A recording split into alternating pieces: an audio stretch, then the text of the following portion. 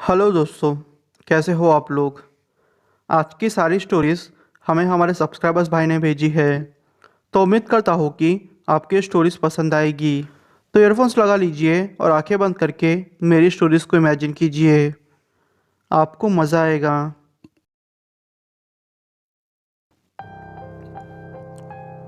मेरा नाम वीना है और मैं तेलंगाना के एक छोटे से गांव की रहने वाली हूँ। ये घटना मेरे साथ तब घटी जब लॉकडाउन का समय चल रहा था। तो हुआ यूँ कि लॉकडाउन के टाइम पे ही हमें हमारे नए घर में शिफ्ट होना पड़ा था, क्योंकि पुराने घर की छत ऊपर से टूट गई थी और हमारा नया घर तकरीबन 1 किलोमीटर दूर था और जो हमारा पुराना घर था वो गांव से थोड़ा दूर था, इसलिए आने जाने में तकलीफ हुआ करती थी। अब तकरीबन 10 दिन हो चुके थे, हम लोग हमारे नए घर में शिफ्ट हो चुके थे। एक रात की बात है, मेरा भाई जिद कर रहा था कि उसे वो खिलौना चाहिए जो कि हम लोगों ने पुराने घर में छोड़ दिया है। इतने दिन तो हमने उसे बहला फुसला के कुछ ना कुछ समझा के उसे चुप करा दिया था, पर उस दिन वो बहुत रो रहा था। वैसे मैं आपको बता दूं, मेरे भाई की उम्र 8 साल की है। फिर क्या था, मेरे मम्मी पापा ने मुझसे कहा कि मैं पुराने घर पे जाऊं और वो खिलौना लेके आऊं। और वैसे भी मुझे बीच में ही दादी मिलने वाली थी, क्योंकि मेरी दादी गांव के बाहर कुछ काम से गई थी। दादी का फ़ोन आया कि अब वो रोड के ऊपर है और वो थोड़ी ही देर में पुराने घर तक आ जाएगी, तो दोनों मिलके वो खिलौना लेके नए घर पे आ जाएंगे। मैंने भी फिर हामी भर दी। मैं चलते हुए अपने पुराने घर की ओर जा रही थी। तकरीबन 15 मिनट में ही मैं अपने पुराने घर पे पहुंच गई थी, क्योंकि बीच में ही मेरी दोस्त के पापा ने मुझे छोड़ दिया था। मैंने देखा कि मेरी दादी अब तक वहाँ पे आई नहीं है। मैंने सोचा कि डर की बात क्या है, अपना ही तो घर है ना। इसलिए मैंने फिर ताला खोला और घर के अंदर चले गई। मेरे हिसाब से वो खिलौना स्टोर रूम में ही पड़ा हुआ होगा, इसलिए मैं पहले स्टोर रूम में गई, पर मुझे वो खिलौना कहीं नहीं मिल रहा था। सच बोलूँ तो मुझे अब थोड़ा डर भी लग रहा था। पता नहीं, मुझे ऐसा महसूस हो रहा था कि मुझे पीछे से कोई देख रहा है। जब मैं पीछे मुड़ के देखती तो पीछे कोई भी नहीं होता था। मैं सिर्फ फोन के सहारे ही यहाँ वहाँ खिलौना ढूंढ रही थी, क्योंकि उस घर की बिजली हम लोगों ने बंद करवा दी थी। अब मुझे घबराहट सी महसूस होने लगी थी, तो मैंने सोचा कि क्यों ना घर के बाहर चले जाती हूँ। इसलिए फिर मैं घर के बाहर आ गई। मैंने देखा कि हमारे उसी घर के छत पे कोई लड़की खड़ी हुई है जिसकी उम्र 7 साल की है। मुझे तो पहले लगा कि ये मेरा भ्रम होगा, पर मैं गलत थी। वहाँ सच में कोई लड़की थी। मैंने सोचा कि शायद वो लड़की दूसरी तरफ से खेलते खेलते यहाँ आ गई होगी, क्योंकि ऊपर जाने के लिए सीढ़ियाँ बाहर की तरफ से है। मैं फिर सीढ़ियाँ चढ़ के अब छत पे चले गई। जब मैं छत पे गई तो वो लड़की एक कोने में ही खड़ी हुई थी। वो लड़की दूसरी तरफ देख रही थी। मैं उसके पास गई और उसके कंधे पे हाथ रखा। जैसे ही मैंने उसके कंधे पे हाथ रखा, वो लड़की अचानक से पीछे मुड़ी। उसकी आंखें सफ़ेद थी और वो ज़ोर ज़ोर से हंसने लगी। मैं समझ गई थी कि यह पक्का भूत है, इसलिए मैं जैसे तैसे करके नीचे उतरने लगी। पर नीचे उतरते उतरते मेरा पैर फिसल गया और मैं ऊपर से नीचे गिर गई। जब मेरी आँख खुली तो मैं अपने घर पे थी और मेरे मम्मी पापा मुझे देख के रो रहे थे। पास ही में ही एक तांत्रिक बाबा थे। जैसे ही मैं उठी, उन्होंने मुझ पे झाड़ फूक करना शुरू कर दिया। तकरीबन 3-4 घंटे तक मेरा झाड़ फूक हुआ। मुझे बस इतना याद है कि मैंने घड़ी पे दोपहर के 12 बजे का टाइम देखा था और फिर से जब मेरी आँख खुली तो 4 बज रहे थे। बस मुझे इतना ही याद है, बीच का कुछ भी मुझे याद नहीं है। मैंने जब मम्मी से पूछा तो मम्मी ने कहा कि मैं ज़ोर ज़ोर से रो रही थी और हंस रही थी और सारा सामान यहाँ से वहाँ कर रही थी और बाबा जी का गला पकड़ के उन्हें डरा रही थी। ये सारी चीज़ें सुन के मुझे यकीन नहीं हो रहा था, पर अब मम्मी ने कहा था तो उनकी बात माननी ही थी। थोड़े दिनों तक मुझे कमज़ोरी जैसा लगा, फिर जाके मेरी तबीयत ठीक हो पाई।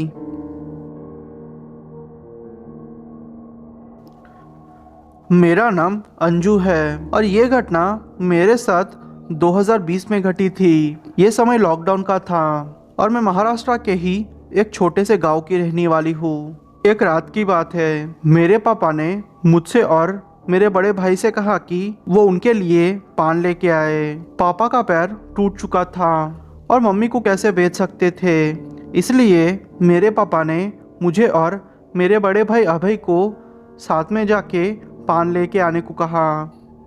वैसे लॉकडाउन तो था ही, पर हम लोग उस पान वाले अंकल के घर जाने वाले थे। मेरे पापा की और उनकी अच्छी बनती थी। पापा ने उनको फ़ोन करके कह दिया कि वो उनके लिए पान रेडी रखे, बच्चे लेने आएंगे। हम लोगों ने फिर ज़्यादा सोचे बिना पान वाले अंकल के घर जाने लगे। उनका घर हमारे घर से तकरीबन आधा किलोमीटर दूर है। उनके और हमारे घर के बीच एक छोटा सा गार्डन पड़ता है और गार्डन के बाद तकरीबन 50-100 मीटर तक झाड़ियाँ ही झाड़ियाँ है। उनके घर के आगे एक नर्सरी थी और उसके पास ही एक सुनसान रोड था। हम लोग रोड के ऊपर से चलते हुए जा रहे थे। हम लोगों ने फिर वहाँ से पान लिया और फिर अपने घर की ओर मुड़ने लगे।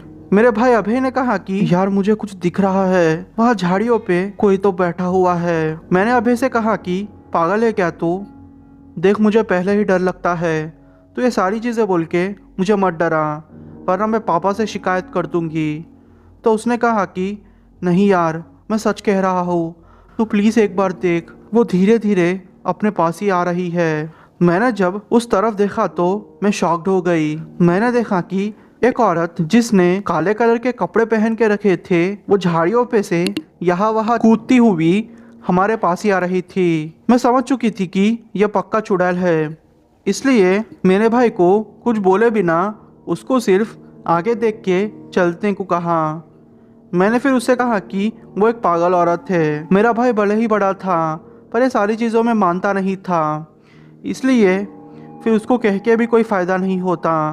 अगर कहती तो वो उल्टा उस औरत के पास जाके कुछ ना कुछ पागलपन करता। मैंने हनुमान चालीसा मन में ही पढ़ना शुरू कर दिया और फिर एक नाके के पास आई और पीछे मुड़ के देखा तो वो औरत अब वहाँ पे खड़े होके हंस रही थी और बोल रही थी कि आज तो तुम बच गए, अगली बार अगर यहाँ आओगे तो मारे जाओगे। अब ये आवाज़ मेरे बड़े भाई ने भी सुनी थी। वो बहुत डर गया था क्योंकि उस औरत के मुंह से खून निकल रहा था, जिस खून को अभय ने देख लिया था। वो भागते भागते अब घर के अंदर चले गया। मैं भी फिर घर के अंदर चले गई। मम्मी पापा को ये सारी चीज़ों के बारे में बताया तो उन्होंने तुरंत ही बाबा जी को फ़ोन किया। बाबा जी आए और फिर हमें तावीज़ दिया और कहा कि चिंता की कोई बात नहीं, वो चुड़ैल इतनी भी शक्तिशाली नहीं कि वो तुम्हें मार सके, वो सिर्फ तुम्हें डराना चाहती थी।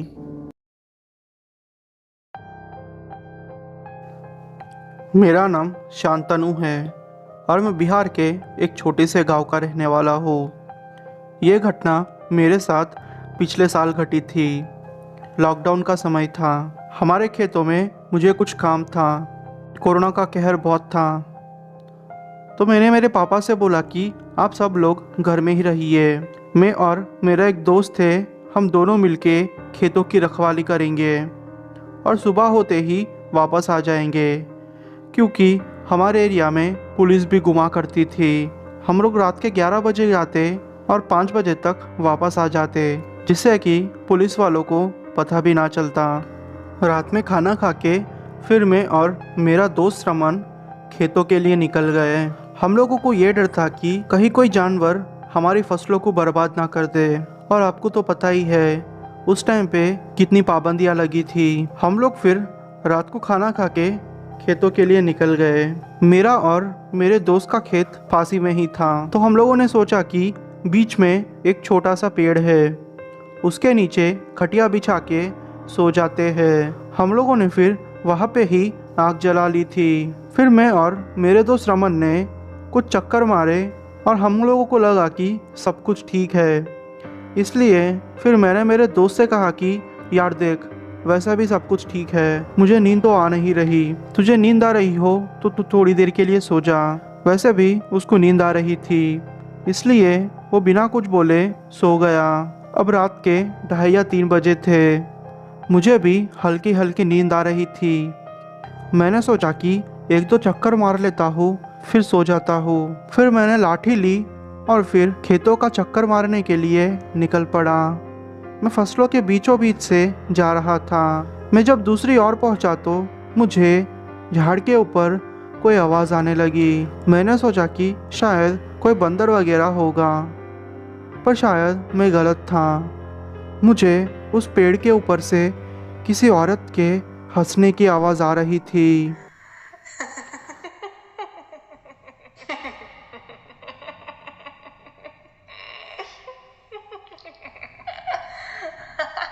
सच बोलूँ तो मैं बहुत डर गया था। मैं वैसे भी थोड़ा डरपोक था।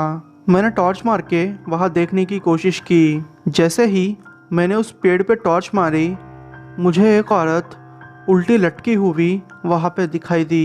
मैं समझ चुका था कि ये चक्कर क्या है। मैं भागने की कोशिश कर रहा था, पर आप नहीं मानोगे, उस औरत ने अपने हाथ लंबे कर लिए और मेरे पैरों को पकड़ के मुझे नीचे गिरा दिया। पर फिर भी बजरंगबली का नाम लेके मैं जैसे तैसे करके अपने दोस्त के पास आया। फिर उसको उठाने की कोशिश की, पर वो उठ नहीं रहा था। मुझे दूर से ही किसी के घुंघरू की आवाज़ आ रही थी। मैं समझ गया था कि अब वो औरत हमारे ही तरफ आ रही है। इसलिए मैंने मेरे दोस्त के ऊपर थोड़ा पानी छिड़का। वो उठा और उसको मैंने कहा कि चल यार, यह बहुत बड़ी गड़बड़ है। शायद वो भी मेरी बात समझ गया था, इसलिए वो बिना कुछ बोले मेरे साथ वापस आ गया। तकरीबन 4 बज रहे थे। हम लोग जैसे तैसे करके हमारे घर पहुँचे। घर पहुँचने के बाद मैंने मेरे मम्मी पापा से ये सारी चीज़ें एक्सप्लेन की। उन्होंने ज़्यादा कुछ सोचे बिना मुझे और मेरे दोस्त को मंदिर में बिठा दिया। हमारे ऊपर गंगा जल छिड़का और हनुमान चालीसा को सुबह तक पढ़ते रहे। शायद उसका असर हो गया था। हम लोगों को थोड़ा बुखार चढ़ गया था, पर फिर बाबा ने हम लोगों को कहा कि अच्छा हुआ तुम लोगों पे गंगा जल छिड़क दिया और हनुमान चालीसा पढ़ ली, वरना इससे भी ज़्यादा तुम्हारे साथ हो सकता था। मैंने खैर मनाई कि मेरी और मेरे दोस्त की ज़िंदगी बच गई। मेरा नाम सना है और मैं उत्तराखंड की रहने वाली हूँ। ये घटना मेरे साथ पिछले साल अगस्त महीने में घटी थी। लॉकडाउन का समय था। तो हुआ यूँ कि हमें अचानक से फ़ोन आया कि मेरी नानी की तबीयत खराब हो चुकी है और वो हम लोगों को आखिरी बार मिलना चाहती है। हम लोगों ने फिर जैसे तैसे करके पुलिस की परमिशन ली और फिर हमारे गांव से तकरीबन 40 किलोमीटर दूर हमारी नानी के घर चले गए। हमारा गांव थोड़ा अच्छा था। नानी का गांव जैसे पुराने ज़माने का हो वैसे था। जंगल ही जंगल थे और वहाँ की फैमिलीज बहुत ही कम थी। नानी का इलाज चला। कुछ दिनों में नानी की तबीयत ठीक हो चुकी थी। अल्लाह का शुक्र था कि नानी को कोरोना नहीं हुआ था। हमने सोचा कि वैसे भी यहाँ आ गए हैं, क्यों ना और थोड़े दिन रह जाए। मैं आपकी बहुत बड़ी फ़ैन हूँ। हर रात मैं आपकी स्टोरी सुनती हूँ। आपकी स्टोरी सुने बिना मुझे नींद नहीं आती। तो एक रात की बात है। रात के तकरीबन 11 बज रहे थे और फिर लोग भी नानी की खबर पूछने के लिए आ रहे थे। सब कुछ खत्म होते होते 11 बज चुके थे। मुझे अभी भी याद है, मैं आपकी स्टोरीज को लूप में सुना करती थी। ईयरफोन्स लगा के मैंने आपकी स्टोरी स्टार्ट की और आंखें बंद करके स्टोरी सुनने लगी। मुझे नींद कब आ गई समझ में ही नहीं आया। जब मेरी आंख खुली तो रात के 2:30 बज चुके थे। ईयरफोन्स निकाल दिए और फोन साइड में रख दिया। मुझे वॉशरूम जाने की जरूरत महसूस हुई और आपको गांव का सिस्टम पता ही है, गांव के वॉशरूम बाहर होते हैं। मैं बाहर वॉशरूम करने के लिए चले गई। मैं नींद में ही थी। जैसे मैं वॉशरूम करके बाहर निकली तो मुझे मेरे दादी की आवाज़ सुनाई दी। मेरी दादी झाड़ियों में से बुला रही थी, पर यह हो ही नहीं सकता क्योंकि मेरी दादी तो अभी भी दूसरे गांव में थी और मैं जहां आई थी वो मेरे नानी का घर था और मेरी दादी 2 दिन पहले ही वहां से चली गई थी। मुझे अब थोड़ा डर लग रहा था, पर मैंने सोचा कि मेरी दादी को मदद की ज़रूरत होगी क्योंकि मेरी दादी दर्द से कर्रा रही हो ऐसे आवाज़ कर रही थी और मुझे बुला रही थी। सना, सना बेटा, यहाँ आ जाओ, मुझे तुम्हारी मदद चाहिए। उस टाइम पे मेरे दिमाग में कुछ भी नहीं चमका। मैं सीधे सीधे झाड़ियों में चले गई। जब मैं झाड़ियों में गई तो मैंने वहाँ पे एक भैंसे को देखा जो कि मेरी दादी की आवाज़ निकाल के मुझे बुला रहा था। मैं समझ चुकी थी कि यह कोई जिन का चक्कर है, इसलिए ज़्यादा कुछ सोचे भी नहीं मैं अल्लाह का नाम लेके और आयतुल कुर्सी पढ़ते पढ़ते घर के अंदर आ गई और रोने लगी। मेरी आवाज़ सुन के सारे घर वाले जाग चुके थे। वो लोगों को मैंने ये सारी चीज़ें शेयर की तो उन्होंने कहा कि चिंता करने की कोई ज़रूरत नहीं। आधी रात में मौलाना को बुलाया गया। मौलाना ने मेरे ऊपर झाड़ फूँक किया, तब जाके मेरी तबीयत में सुधार आया। ये घटना मेरे साथ पिछले साल घटी थी। हुआ यूँ कि लॉकडाउन का समय था। मेरे पति आम के बागों की रखवाली करते थे। हम लोगों को भी थोड़े समय के बाद वहाँ शिफ्ट होना पड़ा। पहले कुछ दिन तो सब कुछ ठीक रहा। मेरे पति को पीने की आदत थी। वो सारा दिन रखवाली करते और रात के टाइम पे शराब पी के हंगामा करते थे। एक एक बार वो बिना हंगामा किए ही सो जाते थे। एक रात की बात है, वो बहुत पी के आए थे। उन्होंने कहा कि उनको बहुत गर्मी लग रही है, वो इसलिए आम के बागों के बीच सोना चाहते हैं। मैंने फिर उनकी बात मान ली, क्योंकि मुझे पता था अगर मैं इनकी बात नहीं मानूंगी तो ये पक्का मुझे मारेंगे। मैं और मेरा बेटा दोनों मिलके हमारे ही रूम में सो गए थे। मेरे पति खटिया बिछाकर आम के बागों के बीच सो गए। मुझे वैसे मेरे पति की चिंता हो रही थी, क्योंकि उनको नींद में बड़बड़ाने की आदत थी और वो डर के मारे उठ जाते थे। तो हुआ यूँ कि तकरीबन रात के 2:30 बजे मुझे मेरे पति के चिल्लाने की आवाज़ आई। मैंने सोचा कि मेरे पति नींद में ही चिल्ला रहे हैं, इसलिए मैंने ज़्यादा ध्यान नहीं दिया। मैं फिर सो गई। तकरीबन 15 मिनट के बाद फिर से मुझे मेरे पति के चिल्लाने की आवाज़ आई। वो मुझे चिल्ला के बुला रहे थे। मुझे अब थोड़ा मामला सीरियस लगा, इसलिए मैं उनके पास चली गई। जब उनके पास गई तो मेरे पति खटिया के नीचे गिरे हुए थे और डर के मारे पेड़ों के एक कोने में देख के चिल्ला रहे थे। मैंने जब उनके पास जाके पूछा तो उन्होंने कहा कि उन्होंने एक औरत को पेड़ के ऊपर बैठते हुए देखा है। पर यह कैसे हो सकता है? कोई औरत एक पेड़ पे कैसे बैठ सकती है?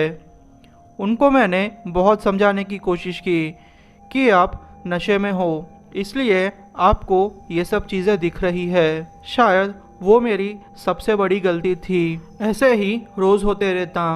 रोज़ वो पी के आते और रोज़ गर्मी के बहाने बाहर जाते और बाहर सो जाते, आधी रात को चिल्लाते और ये सब कुछ तकरीबन 10-15 दिन तक चलते गया। मेरे पति की हालत भी अब ख़राब हो चुकी थी। वो दिन ब दिन सूखते जा रहे थे। मैंने उनसे एक दिन पूछा, असलम आपको क्या हो रहा है? आप मुझे बताइए आपके साथ क्या हो रहा है। पर वो कुछ भी ना बोलते।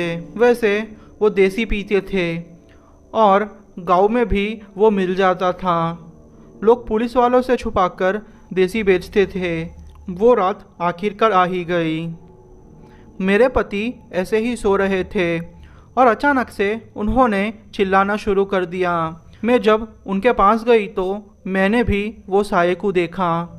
जब मैंने वो साये को देखा तो मैं समझ गई थी कि ये पक्का नापाक रूह है। इससे जितना जल्दी छुटकारा पाए उतना अच्छा होगा।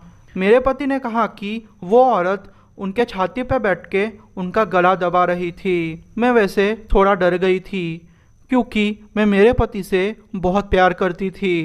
वो चाहे जैसे भी हो मेरे पति थे। मैंने कहा कि आप अभी दुआ पढ़ लीजिए, सब कुछ ठीक हो जाएगा। हमने शायद यही गलती कर दी। दूसरे दिन मेरे पति ने कहा कि वो अब वहाँ नहीं सोएंगे। वो हमारे साथ ही सोने लगे। तकरीबन रात के 3 बजे की बात है। वो अचानक से उठे और औरत की आवाज़ में बातें करने लगे। सच बोलूँ तो वो 2 मिनट के लिए मैं बहुत डर चुकी थी, क्योंकि आप भी इमेजिन कर सकते हो एक आदमी जो कि औरत की आवाज़ में बातें करे। ये इतना डरावना था कि मैं आपको बोल भी नहीं सकती थी। उस टाइम पे मेरे पति की आंखें लाल हो चुकी थी। मुझे कुछ भी समझ में नहीं आ रहा था कि मैं क्या करूं, क्योंकि लॉकडाउन का टाइम था और गांव यहाँ से तकरीबन 2 या 3 किलोमीटर का था। मैंने फिर आयतुल कुर्सी पढ़ना शुरू कर दिया। सोचा कि आयत पढ़ूंगी तो सब कुछ ठीक हो जाएगा। थोड़ी देर के लिए तो सब कुछ ठीक रहा। जैसे ही मैंने आयत पढ़ना बंद कर दिया, मेरे पति ने मुझे गले से पकड़ा और साइड में फेंक दिया। मैं विश्वास नहीं कर पा रही थी कि मेरे पति ने मेरे साथ ऐसा किया, क्योंकि उनमें इतनी हिम्मत नहीं थी और वो सूख भी गए थे। इनमें इतनी ताकत कैसे आई मुझे पता नहीं चला। मैं मस्जिद गई और फिर वहाँ के मौलाना को ये सारी बातें बताई। उन्होंने कहा कि आज रात को मैं तुम्हारे घर आऊँगा और जो भी मैं चीज़ें बोलता हूँ वो सारी चीज़ें तुम लाके रखना। उनके कहे हिसाब से मैंने वो सारी चीज़ें लाके उनके सामने रख दी। वो शाम के तकरीबन 7 बजे हमारे घर आ चुके थे। उनको देखते ही मेरे पति उनके ऊपर चिल्लाना शुरू कर दिए। बोले कि ए दुष्ट मौलाना, तू कुछ भी नहीं कर सकता, इन सारे लोगों को खा जाऊंगा, तुम कुछ भी नहीं कर पाओगे। यह सुनते ही मैं बहुत डर चुकी थी, क्योंकि वो आवाज़ अब किसी आदमी की थी, पर वो मेरे पति की नहीं थी। मौलाना ने आयतें पढ़ी। वो शैतान ज़ोर ज़ोर से चिल्ला रहा था। वो कह रहा था कि वो मुझे मार देगा। उसको मैं पहले दिन से ही पसंद आ चुकी थी, इसलिए वो मेरे पति को मार के मेरे पति की जगह लेना चाहता था। मैं वो सुन के डर चुकी थी। मौलाना ने फिर थोड़े देर के बाद सब कुछ ठीक कर दिया। मेरे पति बेहोश पड़े थे। उन्होंने कहा कि जब तुम बाज़ार में गई थी और फिर वापस आ रही थी तो एक पेड़ के ऊपर जिन बैठा हुआ था, उसको तुम पसंद आ गई। तुम्हारे पास तावीज़ था, इसलिए वो तुम्हारे अंदर नहीं आया, पर उसने तुम्हारा पीछा तुम्हारे घर तक किया, तुम्हारे पति के अंदर आ गया और ये सब हुआ। ये तावीज़ मैं तुम्हें तुम्हारे पति के लिए दे रहा हूँ, उनको पहना देना। गलती से भी ये तावीज़ नहीं निकलना चाहिए, क्योंकि वो एक इफ़रित जिन है और तुम इफ़रित जिन के बारे में जानती हो। अगर गलती से भी ये तावीज़ टूट गया तो तुम्हारी हालत क्या हो सकती है, ये तुम सोच भी नहीं सकती। मैंने फिर वो तावीज़ को मेरे पति को पहना दिया। उस दिन के बाद से सब कुछ ठीक हो गया। मेरा नाम नीलेश है और मैं उड़ीसा के राउरकेला का रहने वाला हूँ। ये घटना मेरे साथ पिछले साल लॉकडाउन के टाइम पे घटी थी। लॉकडाउन का टाइम था, सब कुछ जैसे शांत हो चुका था। सच बोलूँ तो मैं लॉकडाउन को एंजॉय करने लगा था, क्योंकि पढ़ाई के नाम पे मैं कुछ नहीं करता था और हॉस्टल से मैं कुछ ही दिन पहले आया था। यह घटना वैसे अप्रैल महीने की है। जैसे ही लॉकडाउन का अनाउंसमेंट हुआ, मैं अपने घर आ गया था। हम लोग खेतों में रहते थे, क्योंकि मेरे पापा एक किसान थे। मेरा तो एक ही रूटीन था, मैं रात में खाना खाता और गांव तक चल के जाता, वहाँ से सोडा पीता, दोस्तों के साथ बातें करता और वापस आता। एक रात की बात है, मैं रात के 8 बजे खाना खा के गाँव तक 2-3 किलोमीटर तक चल के दोस्तों के साथ बातें करते करते सोडा पी रहा था। मुझे समय का पता ही नहीं चला। जब मेरे भाई ने मुझे फ़ोन करके कहा कि भाई तुम घर आ जाओ, तब मुझे पता चला कि रात के 11:30 बज रहे हैं। उस टाइम पे भले ही लॉकडाउन था, पर गांव के अंदर ये सारी चीज़ें नॉर्मली चल रही थी। लोग लॉकडाउन को ज़्यादा सीरियस नहीं ले रहे थे।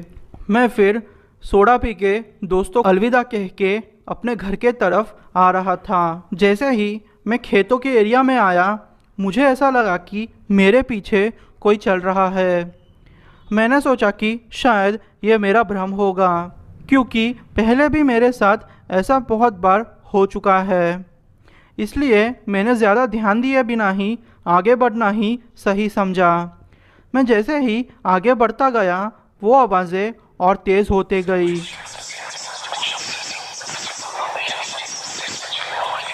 एक पल तो ऐसा आया कि मुझे एक औरत के हंसने का आवाज़ आने लगा।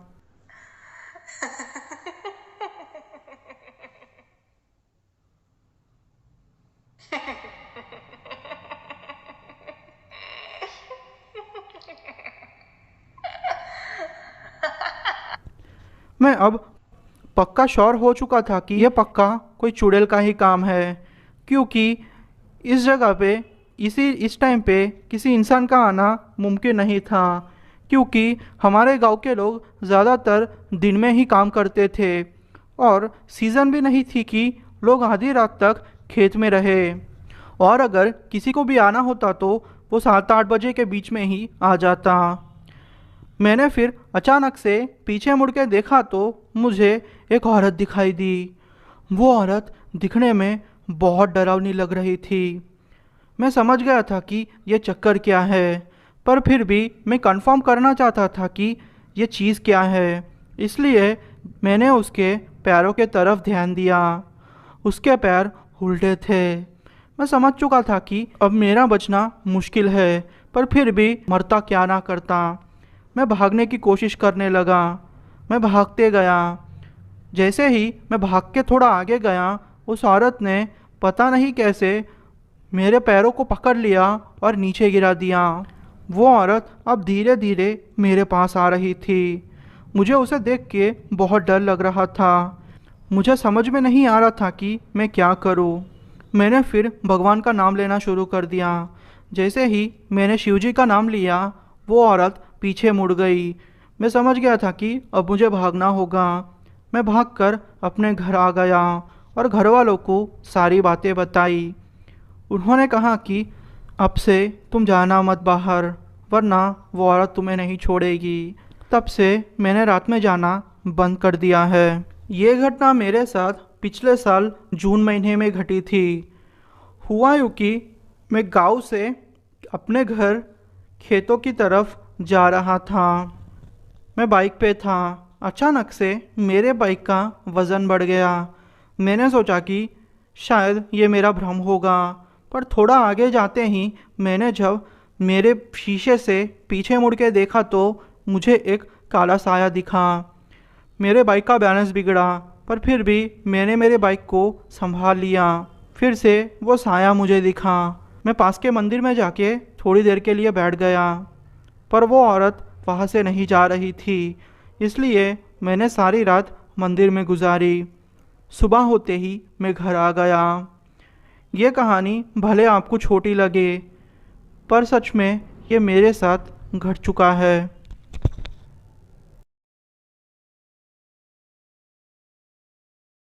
मेरा नाम रफ़ीक है और मेरा एक छोटा सा गराज है।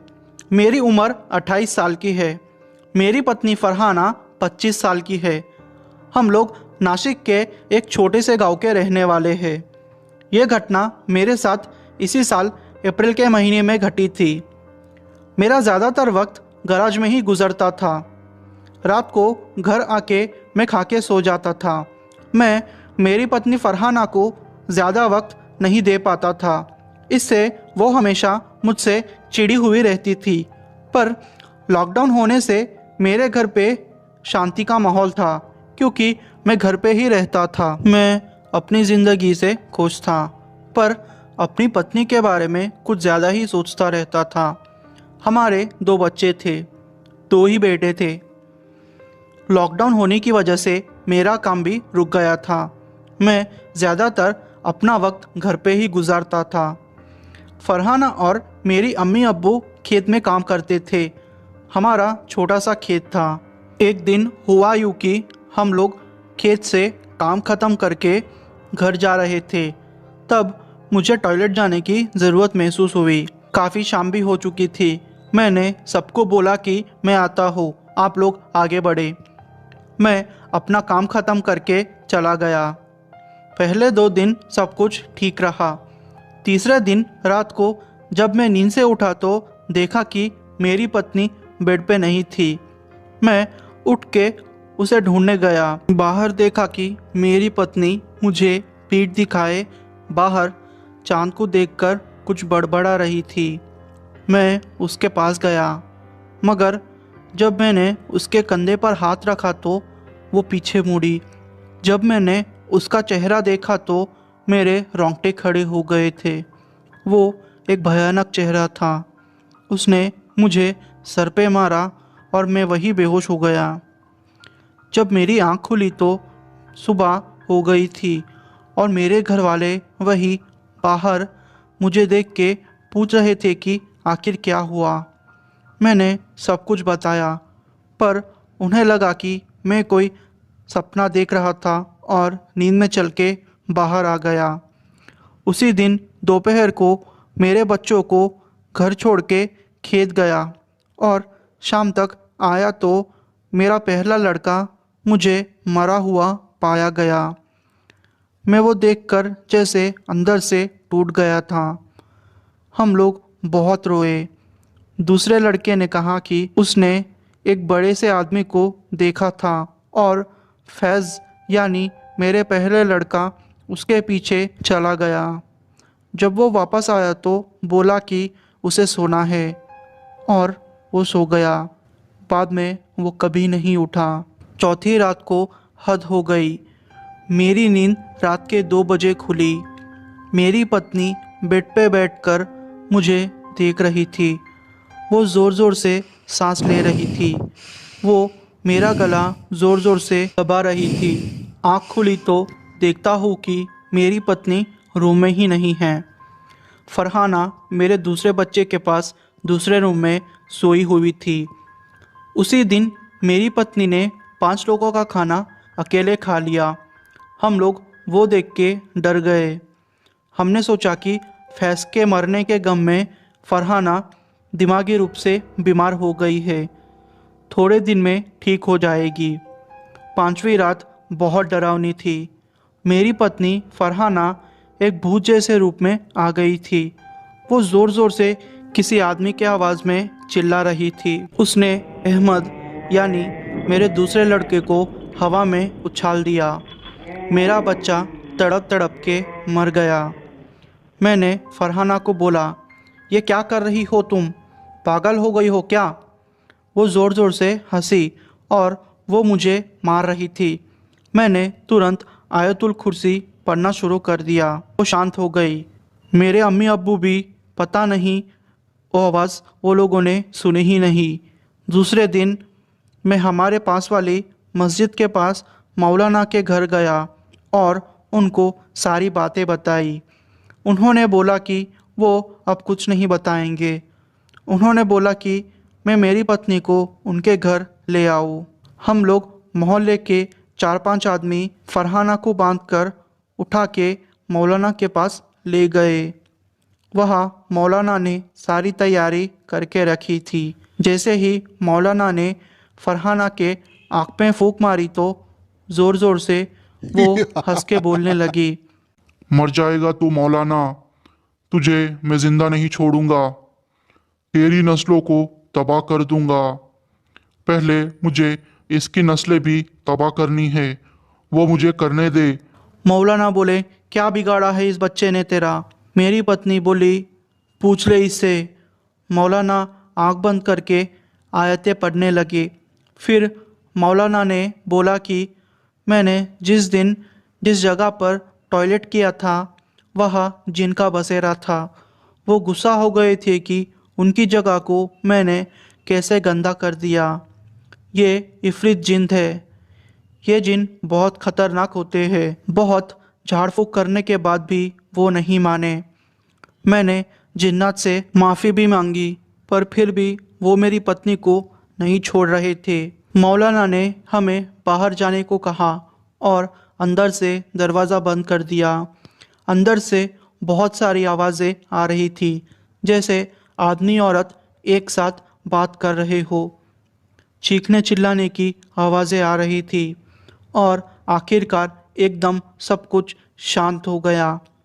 मौलाना ने सिर्फ मुझे अंदर बुलाया और तावीज़ को दिखा के मेरी पत्नी को पहना दिया और बोले कि इस तावीज़ को कभी मत उतारने देना, और कहा कि जिन्नात ने 1000 रसगुल्ले, 1 दर्जन नए कपड़े और 10 किलो गोश्त मांगा है फरहाना को छोड़ने के बदले।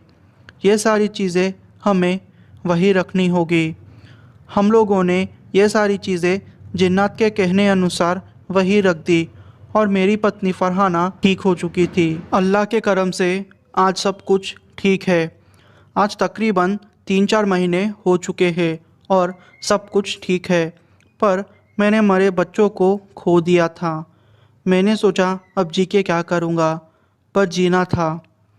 मेरी पत्नी इस सदमे को सह नहीं पाई। वो 2-3 महीने तक कोमा में रही, पर चमत्कार ये था कि वो फिर से कोमा से लौट गई थी। अब सब कुछ ठीक था। हेलो दोस्तों, मेरा नाम किरण है और मैं असम का रहने वाला हूँ। ये घटना मेरे साथ कुछ ही दिन पहले घटी थी। हुआ यूँ कि मैं उस्मानिया यूनिवर्सिटी का एक स्टूडेंट हूँ। आपको तो पता ही होगा कि कोरोना की केसेस की वजह से हमारी एग्ज़ाम्स कैंसिल हो गई थी। तो बात उस दिन की है जिस दिन हमारे एग्ज़ाम्स कैंसिल होने का नोटिफिकेशन हमें आया था। मेरे साथ मेरे 2 दोस्त थे।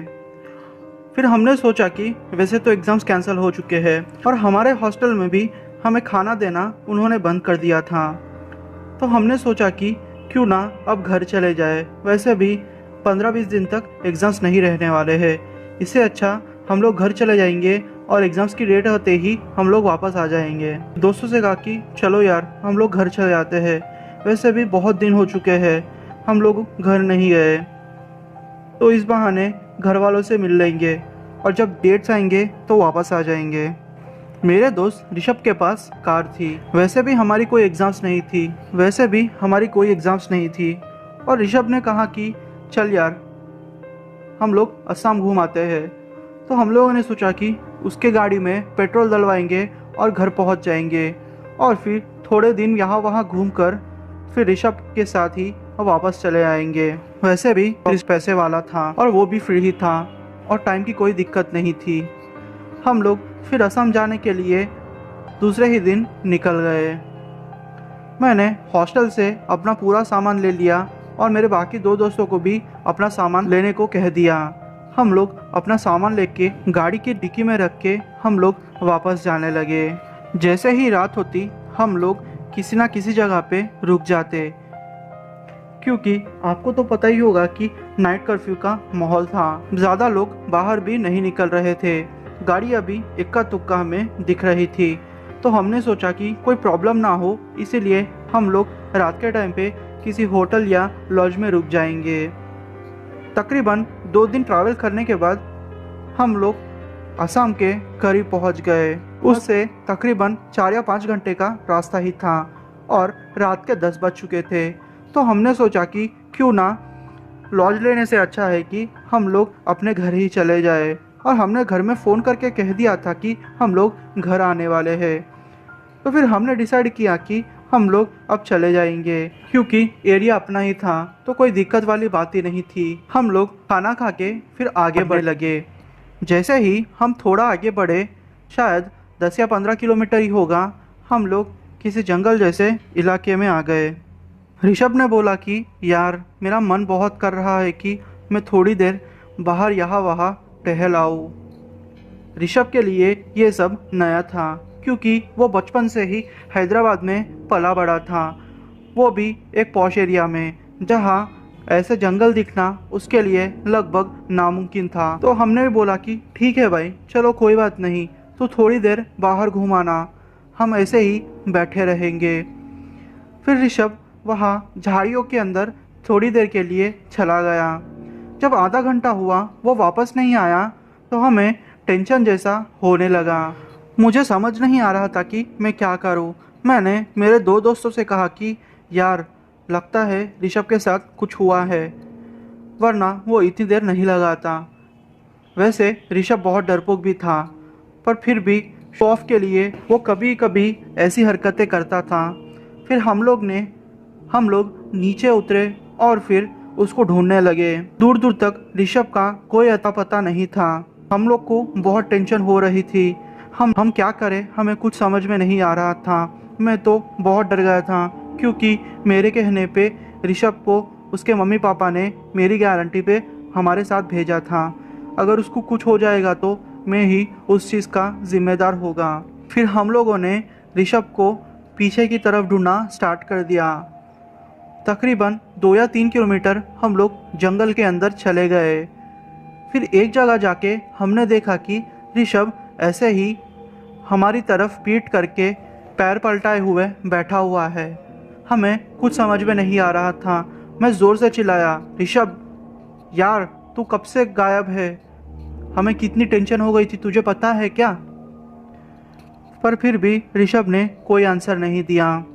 मुझे लगा कि शायद यह मजाक कर रहा होगा।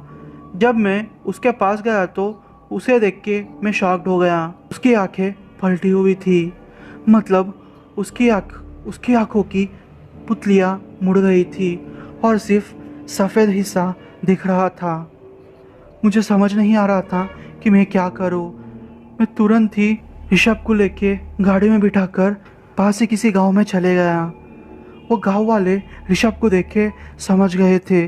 उन्होंने थोड़ी भी देर नहीं की और ऋषभ को लेके एक बाबा के पास चले गए। बाबा ने 3-4 घंटे कुछ मंत्र पढ़े, तब जाके ऋषभ की हालत में सुधार आया। पूछने पर बाबा ने बोला कि ऋषभ जब अंदर गया था तो उसके पैर से कुछ टकरा गया था और वो वहाँ सिगरेट भी पी रहा था। वो चीज़ जंगल में रहने वाली आत्माओं को पसंद नहीं आई, तो उन्होंने ऋषभ को बेहोश कर दिया और उसे ऐसे ही छोड़ दिया। ये तो खैर बनाओ कि ऋषभ को ज़्यादा कुछ नहीं हुआ, वरना वो आत्माओं को अगर ज़्यादा गुस्सा आता तो उसकी जान जाना पक्का था। और अच्छे से पूछने पर गाँव वालों ने हमें बताया कि एक औरत वहाँ रहती थी। एक औरत पागल थी और वही रहती थी। तो किसी ने उस औरत को गाड़ी के नीचे कुचलकर मार दिया था।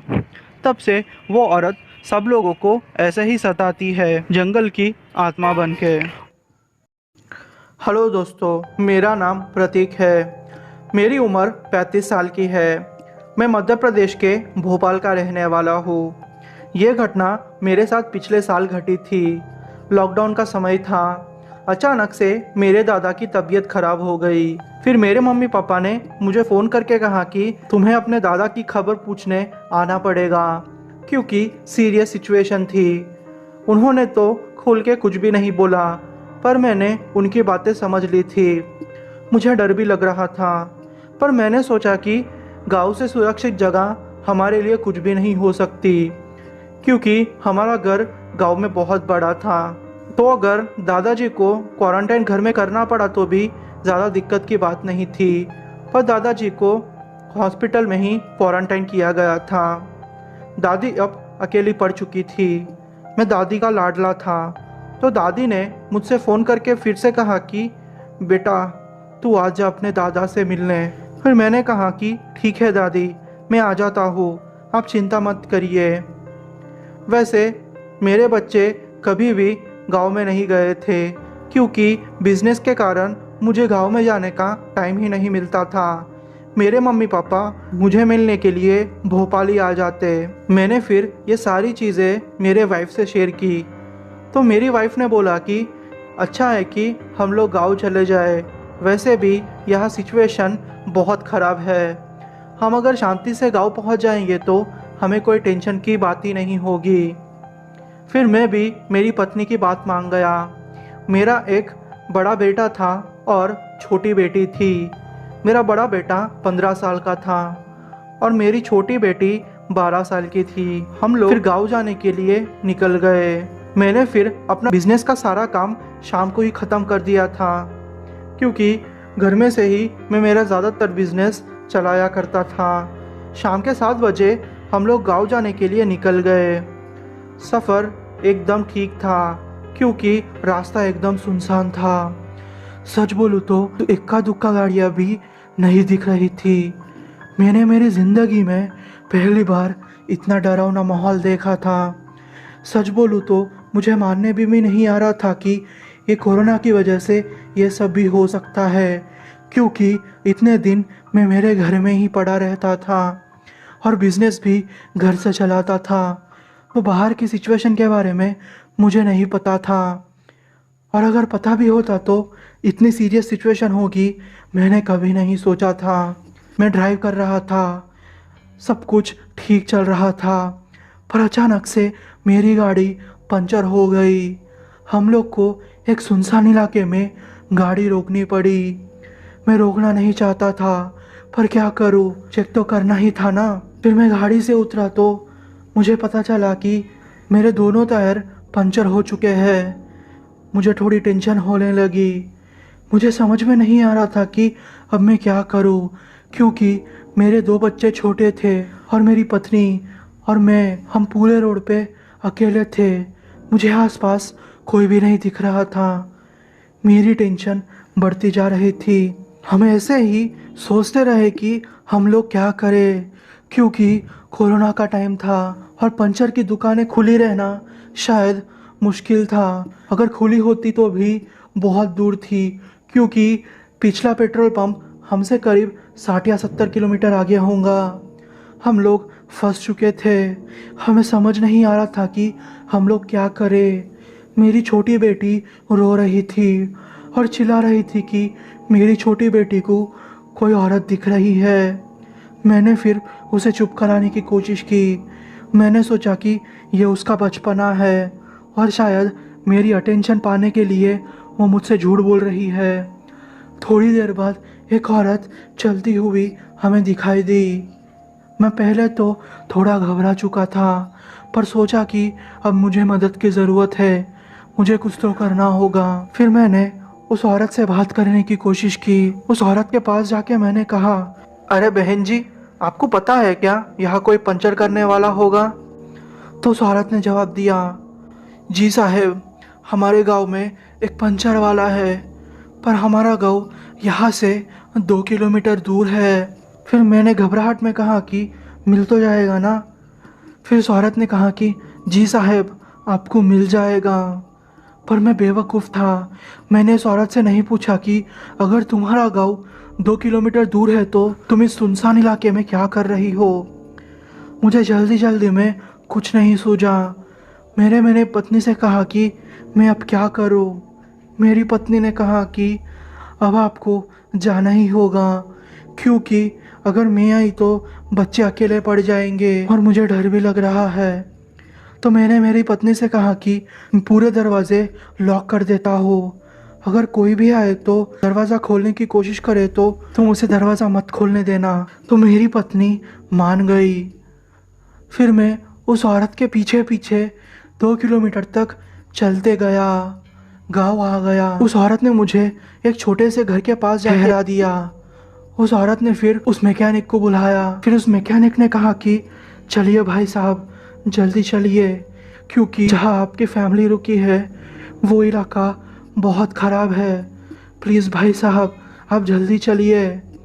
मैं फिर मान गया। वो अपनी बाइक लेके मुझे पीछे बिठा के उस जगह पर गया। पर जब मैं उस जगह पर पहुंचा तो मैं परेशान हो चुका था। मेरी वाइफ बाहर पड़ी हुई थी और मेरे दोनों बच्चे दूर पड़े हुए थे। उनके माथे से खून निकल रहा था। मुझे समझ में नहीं आ रहा था कि मैं क्या करूं। मैं घबरा गया था। मुझे अचानक से पैनिक अटैक आना शुरू हो गया। मैं वही बेहोश होके गिर गया। जब मेरी आँख खुली तो मैं उसी औरत के घर में था। उस औरत ने कहा कि भाई साहब, आपको क्या हो गया? आप बेहोश हो गए थे। मैंने तुरंत ही अपनी पत्नी और बच्चों के बारे में पूछा।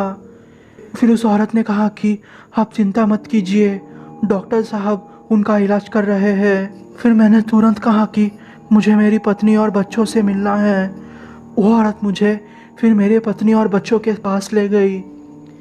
जब मैंने मेरे बच्चों और पत्नी को सलामत देखा तो मुझ में जान आई। मेरी पत्नी को होश आ गया। उसने बोला कि जब तुम मैकेनिक के पास गए थे तब एक औरत अचानक से उनके गाड़ी के सामने आ गई और उन्हें मदद की भीख मांगने लगी। उस औरत ने कहा कि उसका पति बीमार है और उसे पैसों की ज़रूरत है। मैं उसकी मदद नहीं करना चाहती थी, पर मुझे उसकी आवाज़ से लगा कि उसको सच में मदद की ज़रूरत है। तो मैंने गाड़ी का शीशा खोला और उस औरत को पैसे देने लगी। पर अचानक से उस औरत का रूप बदल गया। उसके नाखून बड़े हो गए थे और वो एक बूढ़ी के जैसी लग रही थी। वो औरत ने मेरा हाथ खींच के मुझे नीचे गिरा दिया। मैं जब नीचे गिरी तो मैंने उसके पैरों की तरफ ध्यान दिया। जब मैंने उसके पैर देखे तो मैं पागल हो गई। उसके पैर उल्टे थे।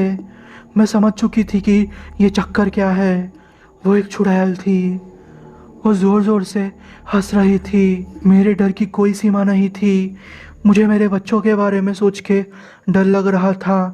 मेरी बेटी ज़ोर ज़ोर से चिल्ला के ये कह रही थी कि मम्मी, ये वही औरत है जो अपना पीछा कर रही थी। मम्मी प्लीज़ बचा लो मुझे। फिर वो उस औरत ने मेरे दो बच्चों को हाथ से पकड़ा और नीचे गिरा दिया। मेरे सर पे लगा था। मैं धीरे धीरे बेहोश होने लगी। वो औरत मेरे बच्चों को घसीटते हुए जंगल के अंदर लेके जा रही थी।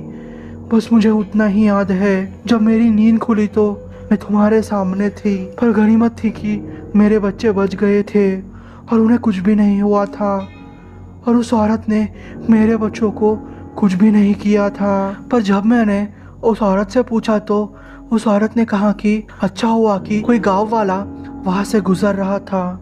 उसने तुम्हारी पत्नी और बच्चों को देखा। उस गांव वाले ने शिवजी का जाप करना शुरू कर दिया और जैसे ही उसने शिवजी का जाप करना शुरू कर दिया, वो औरत अचानक से गायब हो गई। इस तरह उन बच्चों की और तुम्हारे पत्नी की जान बची, वरना शायद तुम्हारे बच्चे आज जिंदा ना होते।